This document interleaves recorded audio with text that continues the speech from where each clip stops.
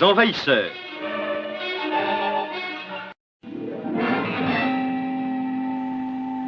Interview d'un Algérien ayant immigré en France à la fin du mois d'octobre 1988, de retour dans son pays en 2002. Le journaliste. Présentez-vous à nos lecteurs, monsieur Sidéral. Le nom a été remplacé par mon pseudo. Sidéral. J'avais 30 ans quand les événements d'octobre 1988 ont eu lieu en Algérie. J'étais cadre fonctionnaire dans un ministère civil, mais en parallèle je faisais du théâtre, de la radio, un peu de télé, et j'écrivais épisodiquement des billets dans un journal local, après avoir été gardien de football proche de l'élite locale. Le journaliste. Si je comprends bien, vous n'étiez pas démuni et que vous occupiez bien votre temps. Sidéral, oui, effectivement. C'est parmi les meilleurs moments que j'ai vécu dans ma vie à ce jour. Cela dit, je n'étais pas riche, mais j'avais mes parents, mes amis, les copains, les copines, les senteurs, ma joie de vivre et celle des autres. Le journaliste. Alors pourquoi avoir immigré? Sidéral. Parce que sans prétention aucune, j'ai pressenti ce qui allait advenir de l'Algérie. Le journaliste. Et qu'est-ce qui motivait ce pressentiment? Sidéral.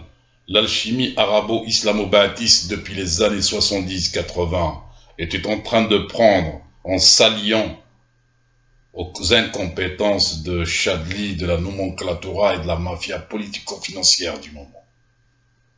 Le journaliste. Les mots de notre pays, à ce moment, tout le monde les connaissait et en était conscient, et on y a remédié. Remédier, je ne sais pas. Néanmoins, avant la concertation et les accords entre les gouvernants et les barbus pour créer le fils, il y avait un semblant de quiétude, de pétacite fragile, en quelque sorte, si vous voyez ce que je veux dire. Mais dès qu'il y a eu cette alchimie entre le régime Chadli, Belkhir, Hamrouch, etc., et les islamistes radicaux, Belhadj, Abbasi et j'en passe, rien que de citer ces noms, ça m'écorche déjà la langue. C'était comme quand on dansait du glycérol à l'acide nitrique pour mettre en place de la nitroglycérine au sein de la société. Il ne restait qu'à chauffer au-delà de 30 degrés pour que cela explose. Et le plus grave est qu'on n'avait ni eau, ni carbonate de sodium nécessaire pour que cette nitroglycérine devienne neutre. Et cela a généré la décennie noire. Un autre fait qui pourrait paraître anodin a eu aussi un impact dans ma décision d'émigrer. À la fin d'octobre 1988, j'ai proposé un billet dont le titre était, en 2 mots, était « Ainsi Dieu », relatif au danger de l'extrémisme religieux et son côté, justement, insidieux. Il m'a été refusé par le rédacteur en chef sans aucune explication.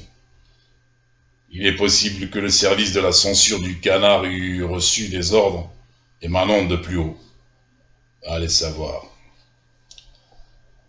Le journaliste. Et vous êtes parti convaincu d'avoir raison? Sidéral. Oh, j'aurais bien aimé me tromper, mais les événements tragiques qui en ont suivi m'ont hélas donné raison. D'ailleurs, juste après les événements d'octobre 88, j'ai écrit une nouvelle qui s'est avérée prémonitoire et dont le titre est « L'attente ou rêve d'une jeunesse » que je publierai peut-être un jour. Le journaliste. Vous êtes parti donc fin octobre, début novembre 88, et depuis, êtes-vous revenu en Algérie? Oui, pour 3 jours en 1999. Comme l'Odyssée de l'espace de la série télévisée de l'époque, qu'on regardait en noir et blanc, parce qu'on ne pouvait pas voir, ni en couleur ni en peinture, ce qui nous gouvernait. Le journaliste, soit 11 ans plus tard. C'est cela. C'est cela parce que je savais que tôt ou tard, en restant, mon sort aurait été scellé au même titre que ceux qui ne sont plus là, victimes de la barbarie bête dans sa théorie et aveugle dans son action, qui en ont d'une religion falsifiée ont massacré de pauvres innocents. Que Dieu ait leur âme. Le journaliste, vous pensez que vous auriez pu être victime du terrorisme? Mais qui ne l'était pas pendant cette décennie atroce, à part ceux qui savaient ce qui allait advenir et que j'ai cité précédemment. Bien sûr, j'aurais pu être victime du terrorisme, puisqu'un ami d'enfance venait souvent demander à mon frère, sous couvert de prendre de mes nouvelles, quand est-ce que je viendrais rendre visite à ma famille. Et par la suite, il s'est avéré qu'il faisait partie d'une cellule de quartier œuvrant pour le JIA, le groupe islamique armé. Le journaliste. Et comment vous vous en êtes sorti en France? Cela est une autre histoire que je vous raconterai un jour en détail et que je résume ainsi. Mon parcours en France est à l'image de tout Algérien cherchant désespérément à réussir chez lui, en vain, et qui reprend tout à zéro ailleurs. Fuyant l'intégrisme religieux, allié aux manipulations et au despotisme du régime.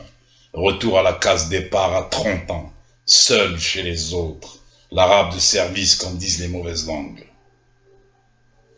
La crainte du policier pour défaut de papier, le dodo dans les entrepôts des métros, le sandwich sans date de péremption à moitié pris à la gargote du coin, à la propreté douteuse. Et puis les petits boulots noirs, payés une misère à l'image de mon grand désarroi. Les missions d'intérim sans lendemain, équipées chez McDonald's avec une fausse carte de séjour, videur dans des boîtes mal famées, et puis un jour un mariage, une carte de séjour, gardien de l'immeuble, agent de sécurité, chef de poste, garde du corps des VIP, chef du personnel, directeur des ressources humaines, chef d'une petite entreprise avec une deuxième nationalité, une maison, une épouse, des enfants, une voiture, des vacances. Une vie normale, quoi.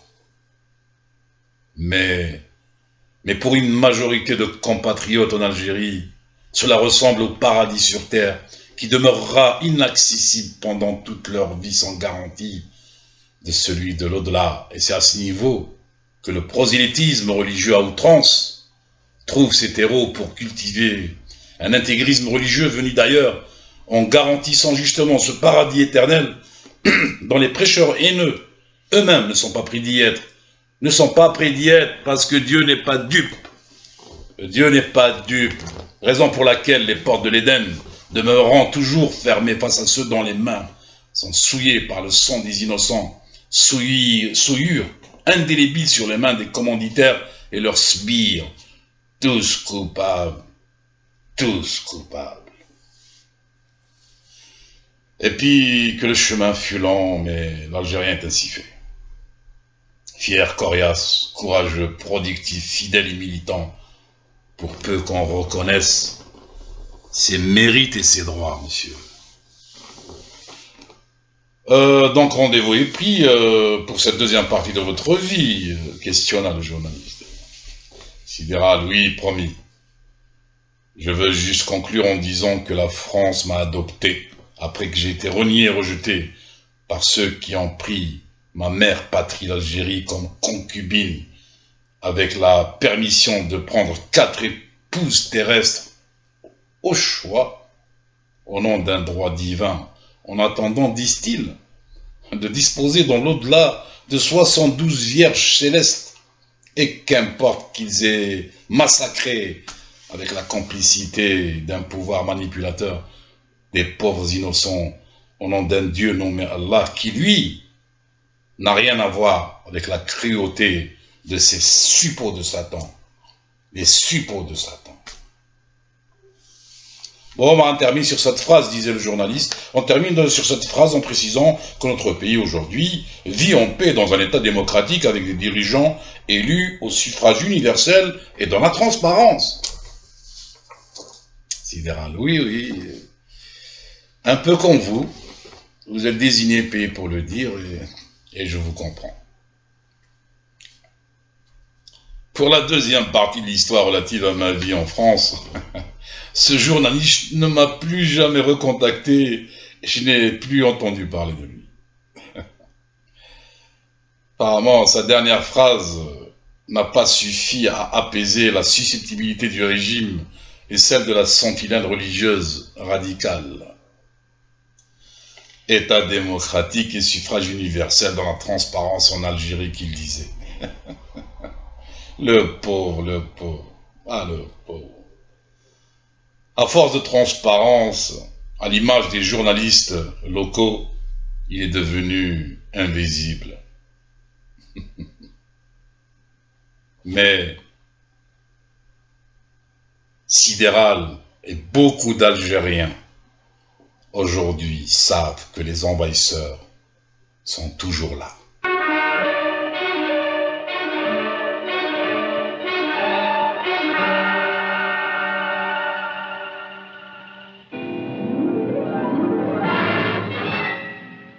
Les envahisseurs.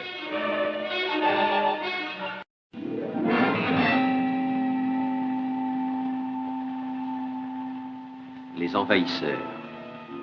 Des êtres étranges venus d'une autre planète.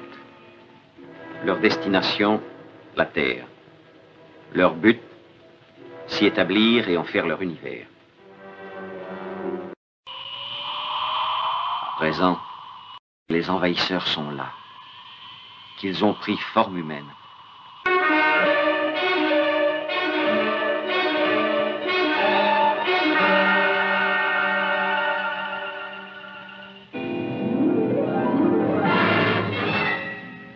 Les envahisseurs.